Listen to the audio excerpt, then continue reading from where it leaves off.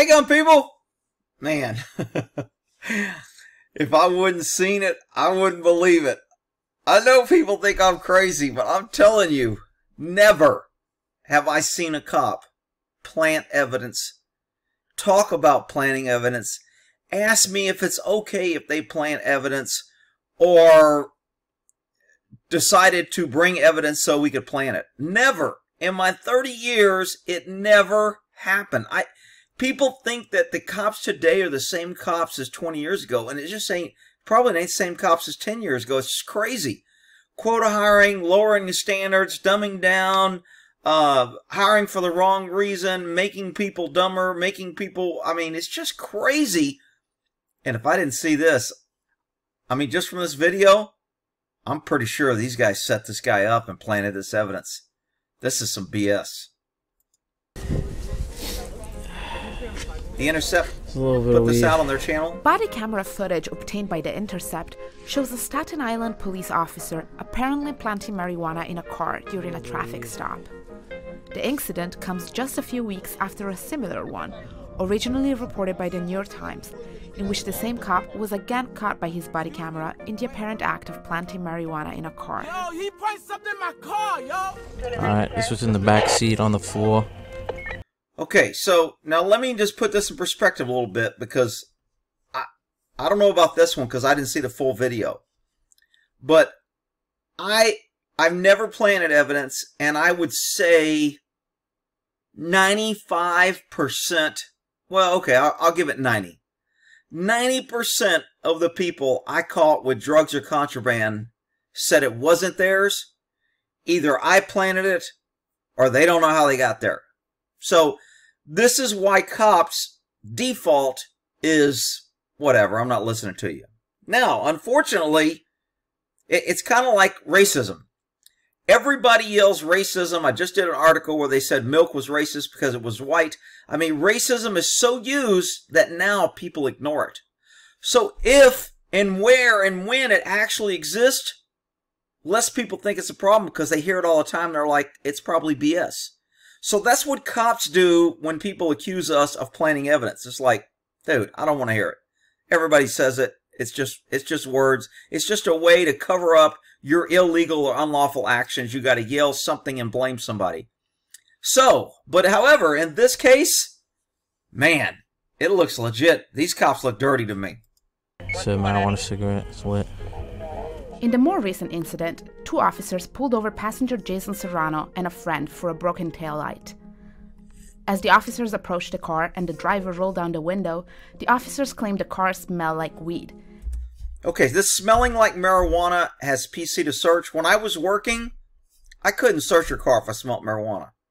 Smelling marijuana was considered probable cause for me to either go get a warrant or ask for consent. If you said no, then I could try and go write a warrant and get a warrant through a judge to say, I believe in my experience of training that smell of marijuana usually indicates marijuana exists in the car or was in the car or there's partial usage of marijuana in the car and I would like permission to search this. I could do that, but it wasn't automatic. Now, cops, because of the watering down of the Constitution, they've been attacking the Second Amendment and people said it's okay. They're attacking the First Amendment. People said it's okay. Now they're attacking the Fourth, Fifth Amendment, and people are saying it's okay. So, I'm telling you, cops being able to search a car just because they smell marijuana is absolute 100% bullshit. I don't like it. I don't agree with it. However, it's the law and they can do it, and they do it legally. And you pesky citizens vote and don't argue about it, and then when somebody dies over marijuana, you go, I can't believe they died over. You're giving them authority to search your car because they say they smell marijuana. I mean, if I walked up and I go, dude, did you just fart? That stinks. You know what? That kind of smells like a dead body. Get out. I'm going to search your car. I think there might be a dead body in there. Really? I mean, it just doesn't make, you know, in New York where they ban large drinks, you open your door or your window and they smell Diet Coke and they go, man, that smells like a lot of Diet Coke. I bet you got a large drink in there. I'm going to search your car now. I mean, that's just how crazy. The whole reason of the Constitution and the unlawful search and seizure is to force government, to force checks and balances on government's unbridled power and control. The Constitution said you must either have consent or get a warrant to search and impede somebody's private place. And a car is a private place. But no, Rick, we need to protect our cops, the thin blue line. They're out there protecting the servant. We need to make it easier for them to search cars. So now cops can lie. I smell marijuana, I search your car. I think it's absolute BS. Now, it used to be if I smell marijuana, I could call a dog. The dog was trained to smell marijuana alert, and if the dog alerted on your car, then I could search. That was considered probable cause search. But now even that's watered down. They don't have any standards for the dogs. The dogs aren't tested. They aren't independently tested. Nobody knows what their percentage of fake and lies. The handlers can lie and say, oh yeah, he searched. I mean, it's just made it too easy for cops to be dirty. And guess what? When you make power easy, it gets dirty fast. And ordered both people out of the car. The car smells like marijuana, so we're going to check it, all right? Okay, and then I fix it. There's nothing in the car, you'll be good to go. Total bullshit. Maybe they did smell marijuana. Maybe they were smoking weed the day before. Maybe somebody got in their car yesterday that smelled marijuana or was carrying marijuana and it saturated the seats. And then they rolled the windows up and they left. I mean, I could tear down a warrant or an unlawful search from smelling marijuana so easy. There is no way that the smell of marijuana 100%, even close, tells you that there's drugs in a car. It merely tells you there were drugs in a car, there might be drugs in a car, maybe somebody was in a car the day before. That's not how you get a warrant to search. That's not what the Constitution was intended when government impedes and searches and detains you and puts you in cuffs and searches you. It's the attack on your right of privacy. But people have ignored it for the internet. They've ignored it for Facebook. They're letting Facebook and YouTube censor. It's deteriorating the First Amendment. They've been attacking. There's 30,000 gun laws on the books. 30,000! And they're saying it's not enough. Not enough. That the Constitution says shall not be infringed. The right to own firearms shall not be infringed. 30,000 laws against it. No, you still have the freedom to own it if you comply with the 30,000 laws. This is how government slowly but surely increases their power and control and disregards the Constitution. Just makes me sick. All right. Serrano was recovering from abdominal surgery after being stabbed. He lifts his shirt to reveal his wound to one of the officers. I don't want to see that. Okay, so let me give you cop perspective again. Rick, you're all over the place. What time do you support him? I'm not. I'm just giving you both sides. Every damn criminal gangbanger that I stopped wanted to show me their bullet wound, their stab wound, whatever, their tattoo of their... I mean, look, this guy got stabbed. That tells me he was probably... I mean, how many... Raise your hand right now if you've been stabbed. My guess is maybe, out of the thousands of people listening to this, maybe one person raised their hand. Most people haven't been stabbed. You know who gets stabbed a lot? Criminals. Gang members. People that hang out in, nightclubs at 3 in the morning after they close, hang out in the parking lot. Those people get stabbed. Now, I'm not saying, I guarantee there's somebody out there, Rick, my daughter or my sister was stabbed and it wasn't her fault, she was robbed. Of course, there's going to be instances where victims are stabbed that are doing legal things. But in my experience and in my opinion, when you're pulling over people and you smell weed or whatever else they got on these people and you see gang colors, I don't know if this is a gang area and red's a gang color, but working in gang areas and crime area, if I pull over a guy with a lot of red, I'm thinking gang. Well, Rick, you can't do that. That's profiling and you're just picking on people because of what they wear. Well, don't they pick on people for what flag? Aren't they picking on people if you have a rebel flag? I mean, isn't that the way they choose things? So everyone else can do it, but you can't do it? I mean, it's total crazy that this guy wants to show him his stab wound. Now, does that mean the cops should have been careful and not hurt him and understand that he's got a wound or an injury? Absolutely. I'm not saying this guy deserved it. Matter of fact, I think these guys were set up. I'm on their side. But I'm giving you both sides from a cop perspective and from people who have dealt with people that always want to show you a wound. They want, oh man, I got to go to the hospital. My wound's bleeding. I got the coronavirus. I mean, I got a lot of cops that are still working telling me, man, everybody they pull over, they go, yo man, I'm going to get tested. I got a coronavirus. And the cops let them go because like, I don't want to deal with this bullshit. So anytime criminals find an excuse, they will use it. And this guy may have showed his stab wound to another cop, and the cop went, okay, go ahead, man. Since you got stabbed, it's cool. I'll let you go this time. I don't want to give you any more bad luck. Maybe it worked, so he does it again. Maybe it didn't. Maybe this is the first time. I don't know. Maybe he's telling the truth. But I'm just telling you, there's a bunch of maybe if, and, buts, and coconuts that people don't realize and don't understand when you're out there dealing with this every day. Yeah, right now. Okay. I can get out. I can barely move, bro. Once out of the car, the officers demand to search Serrano's jacket, and he refuses. Okay, once again, we get into this refusal. How many people have to die? Rick, you're saying cops should kill, but no, I'm not. I'm saying that if you profile cops and you want to give a stereotype to cops, a good stereotype that cops have earned, because that's how most stereotypes happen, people earn them. Cops have earned a stereotype. If you resist, the odds are you're going to get beat, you're going to get arrested, you're going to get tased, you're going to get pepper sprayed, you're going to get shot, and you're going to get a criminal record for resisting arrest. Now, we can pretty much predict that behavior from probably 99% of the cops. So why is it that a certain population continues to argue and think that somehow it's going to work out different for them? It's not going to happen. I'm not saying cops should be doing that. I'm just saying through history, that's what they do.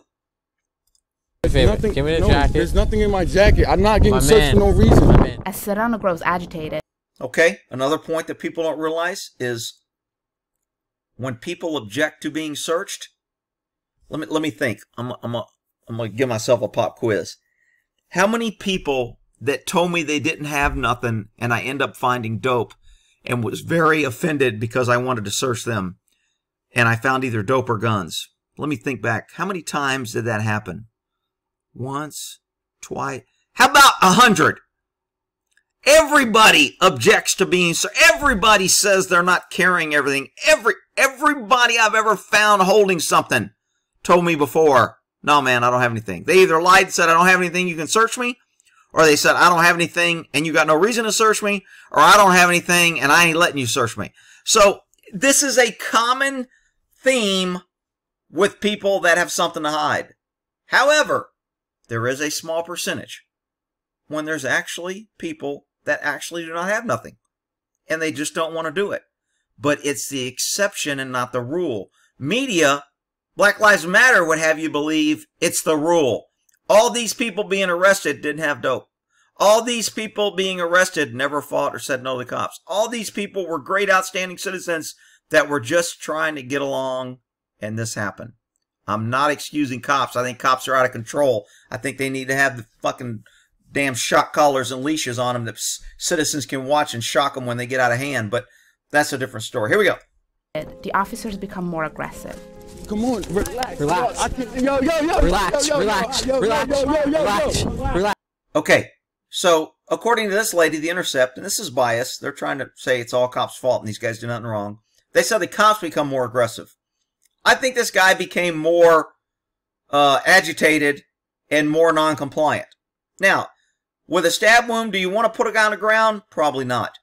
Do you want to hurt, excuse me, do you want to hurt a guy and possibly injure, severe injury, over the freaking smell of marijuana? I say no. Guess what the Supreme Court and everybody else says? The laws, the politicians that you elect, the left wings that think government needs more laws and more controls on everything and everybody, including speech, color, what flag you can fly, where you can go, what you can say on what media. The people that believe all that think it's perfectly fine that the cops have probable cause when they smell marijuana to literally throw you on the ground and detain you if you resist. That is fully lawful. What these cops are doing is fully lawful. That's what people don't get. They want to shoot me and be bad at me and blame me as the bad guy because I'm telling you the truth the way the law is. These cops have not broken any law. Now, my book, is it morally right? Hell no. Is this bullshit? Absolutely. Is it illegal? No. Why are you getting mad at cops that play within the rules? It's like getting mad at a football player because he runs in the end zone. Man, that's cheating. That's bullshit. He shouldn't do that. It's the rules. The cops are following the rules. Change the freaking rules.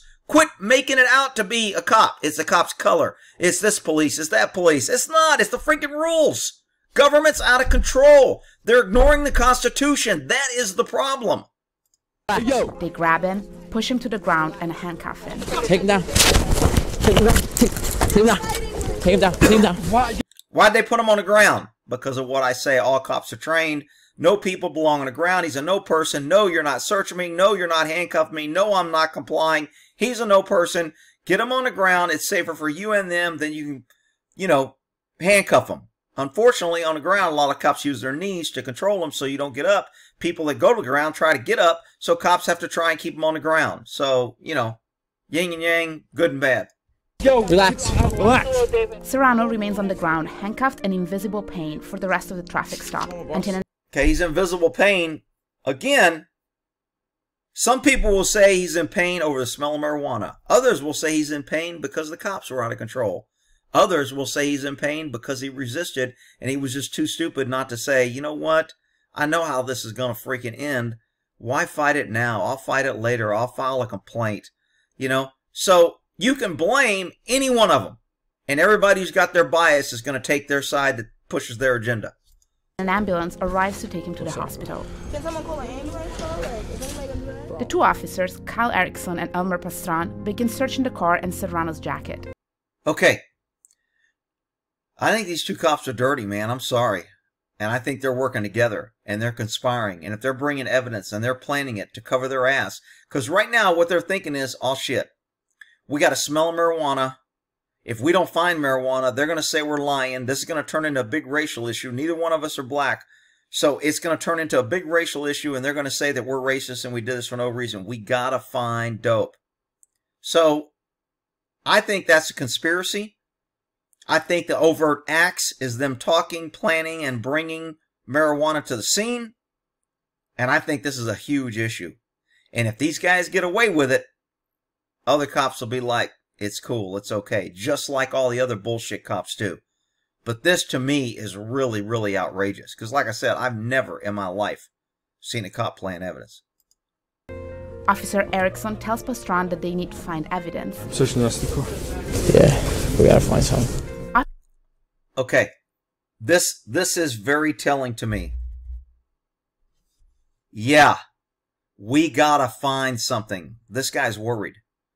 If this guy's hurt and we called an ambulance, we better find something to back up that we really smelt marijuana. Now, here's my problem with this.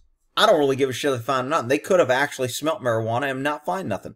Like I said, somebody could have got out of the car. They could have just ate the weed when they got pulled over. They could have just smoked it before they left the house, and now the smell's still in the car, and these guys pulled over and smelled them. Again, the cops are not breaking the law or did anything unlawful what they did so far. Morally, I got a problem with it. I think it's bullshit. But they're following the law. So now they're worried, and this is the problem I think where cops get in trouble, is when you put so much pressure on them and they know they're going to get screwed either way. It's like, you know what? Let's just go ahead and plant evidence. We'll get screwed if we get caught. But if we don't plant it, we'll get screwed anyway. So if we're going to get screwed, let's at least try to control the narrative. That's what you force into cops when you make these false allegations. You screw them over and you accuse them of things that they didn't do. Now, God knows if you watch my video, and I've got a playlist called Earning the Hate, and I'm telling you, I've got, I don't know how many damn videos on there where I trash cops for being horrible. So don't come here, you're just protecting the cops because you were a cop and you know that's fair and you're blue line. Shut up with that crap. I'm telling you the truth. And I'm telling you hard truths, and most people want to hear comforting lies. It makes them feel good because feelings is more important than truth because it's how we feel. Freaking ignorant. But I digress. Let's go. Officer Erickson begins searching the car. He searches the passenger side area first. When he finds nothing, he can be heard murmuring an expletive. Okay, now he said fuck. What? I don't. Is he said fuck because he didn't find nothing? Because he's panicking? Because he's worried? I don't know. I mean, to me, it's reasonable that's why he said fuck. I mean, I don't think he said fuck because he's on his knees and his knees hurt. I don't think he said fuck because his finger hit a freaking tampon in a bag and he went fuck.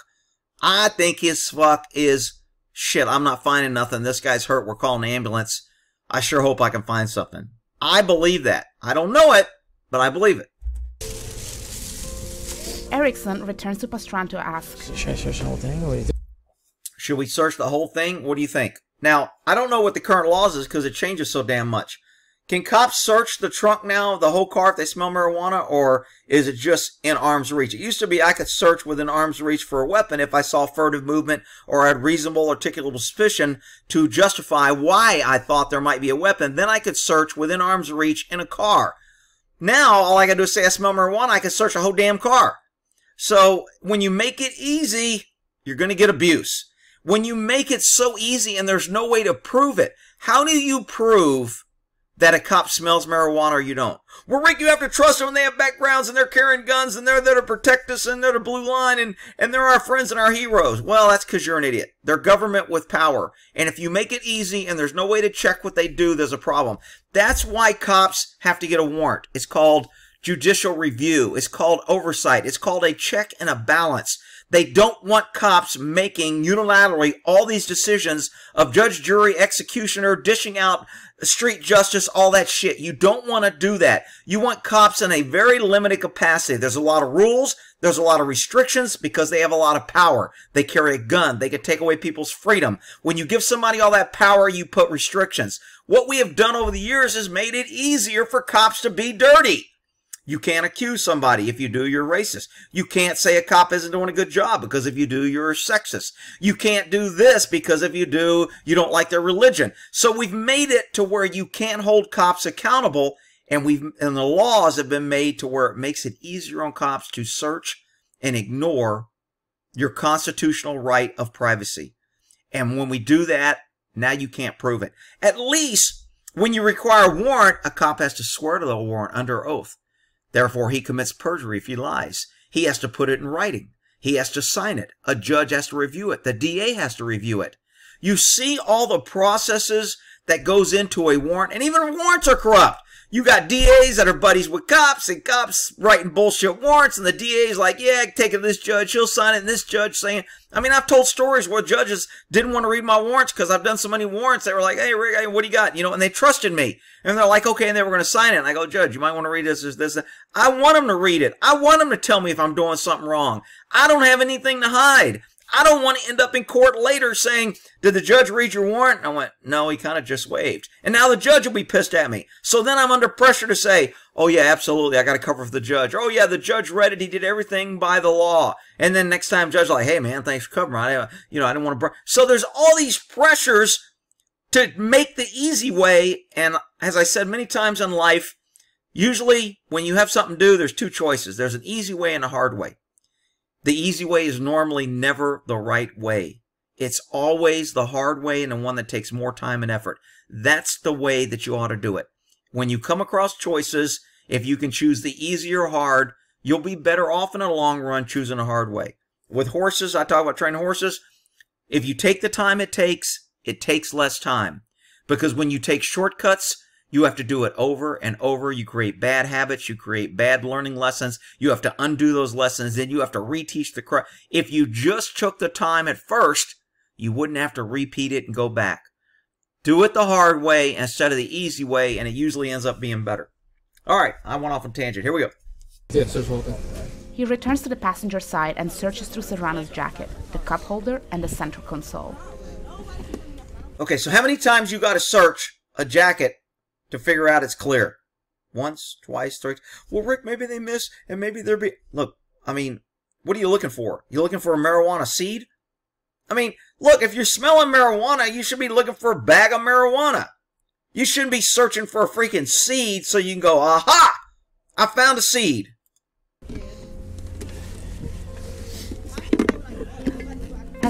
Okay, I was talking on this point. This is a critical point that makes me believe these cops planted this.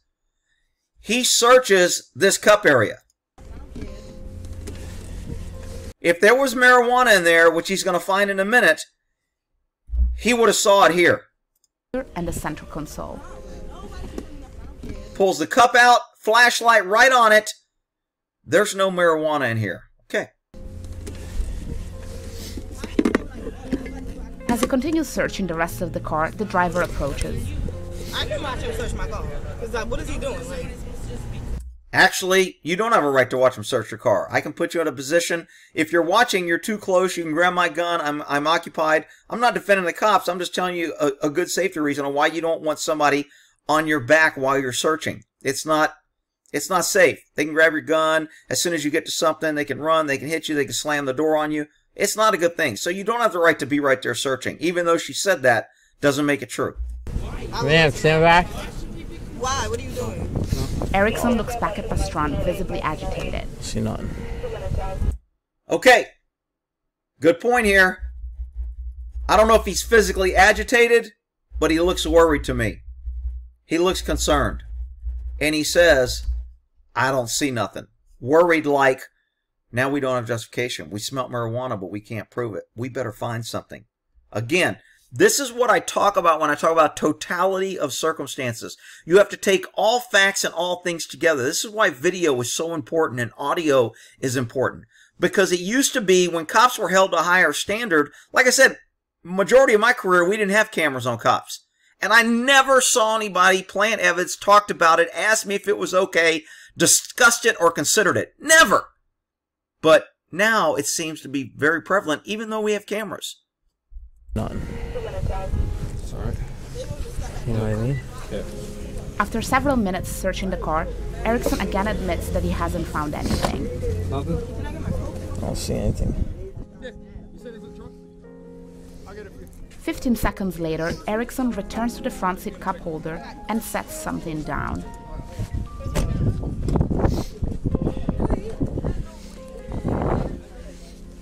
Okay, when I first saw this, I was like, man, he didn't really plant that. It could have just fell. He knocked it. You know, I was thinking in my, look, man, cops don't, and I've got my bias. I just can't believe the shit I see cops do nowadays. And I'm like, man, there's no way somebody's going to plant marijuana over some bull. Marijuana, really? Come on, dude, what do you get out of that? I just can't even fathom what a cop is thinking. And these cops, I understand what they're thinking. They stepped on their pee-pee.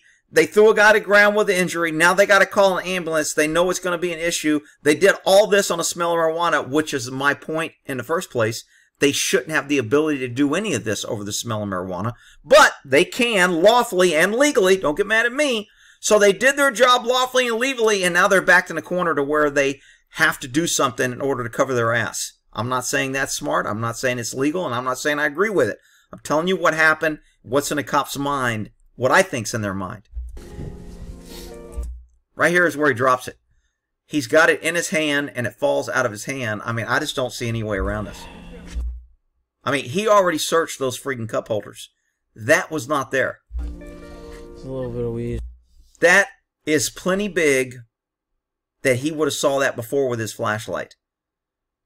I'm 99% convinced that this guy set this guy up and he brought that weed in there. This is total bullshit. I know people will complain because I didn't play it through. It's a little bit of weed. Little bit of weed. Yeah. Whew, man, that covers my ass.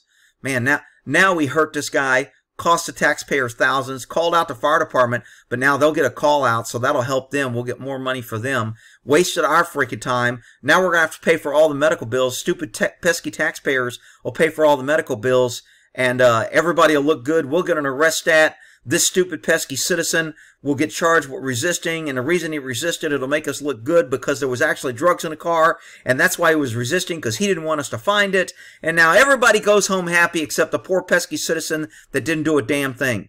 This is absolute bullshit.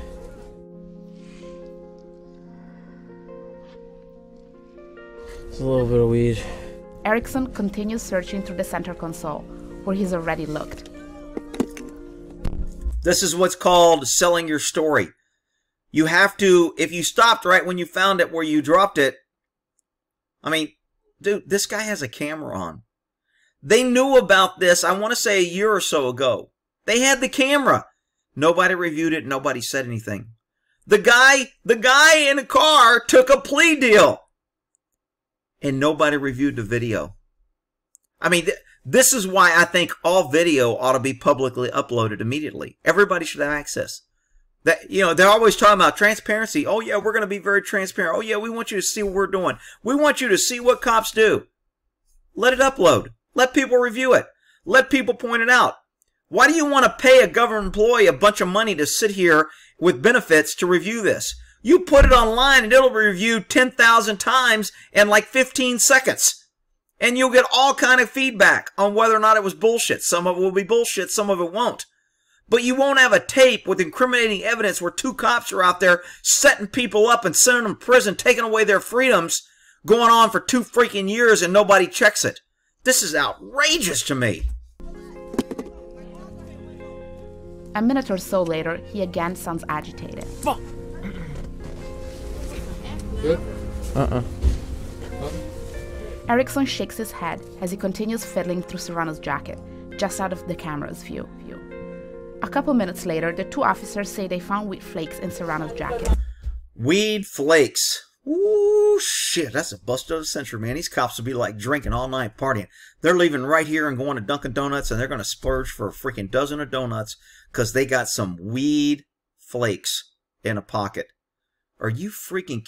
We're paying 2 cops freaking probably $250,000 a year between the 2 of them to go out and find weed flakes, hurt a dude with a stab wound, call an ambulance, call the fire department, cost the city and taxpayers thousands of dollars, and they're celebrating weed flakes.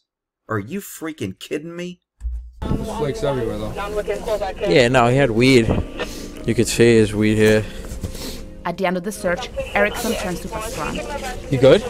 We're good? The officers then fist bump each other. Now, here's where I'm going to piss the people off, because right now everybody's like, yeah, the cops. Now I want to piss off you guys. This guy with the stab wound on the ground may have actually used weed and had real weed flakes in his pocket. The fact that it's illegal and he can go to jail and we can cost all this freaking money over weed flakes irritates me. I'm not saying the guy on the ground is innocent. I'm damn sure ain't saying the cops are innocent. I'm saying the freaking system and the laws is just freaking crazy. The few words exchanged between the 2 officers during the search are almost identical to those they exchanged during the search.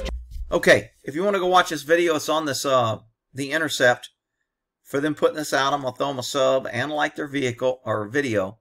And I'm glad they're exposed. Look, I got no problem with people exposing dirty cops. Most good cops don't like dirty cops. Rick, that's not true. It is true. It's just most cops aren't going to turn in things they see because they know they'll get a jacket, there's a blue line, they'll be fired, they'll be seen as a non-team player, they won't get backup, you'll lose their friends. It's no different than any of you going to work and being a little rule enforcer. How would you like it, no matter what job you have, if you work with somebody or if you were that person and you went into work and go, hey man, you're only supposed to have 2 pencils and you took 3, I'm going to go tell the boss. Hey guy, and I know somebody's going to come here and go, Rick, we're talking about somebody's life, we're not talking about pencils. It's the same thing. You don't understand the internal pressures of a cop. Everybody's against you. Everybody hates you. The media, the cops, the DAs, the prosecutors, the defense attorneys, the judges, the families of the victims, the families of the people that you arrest. Everybody freaking hates you. Your only friends are other cops. Now, am I justifying that this shit is good? Hell no. I just want you to understand the picture. All right? I'm passing out information, making you, I think more information is always better to make better decisions. We'll end that there. These cops are freaking pieces of shit, and they ought to go to prison in my book. All right? Y'all have a good one.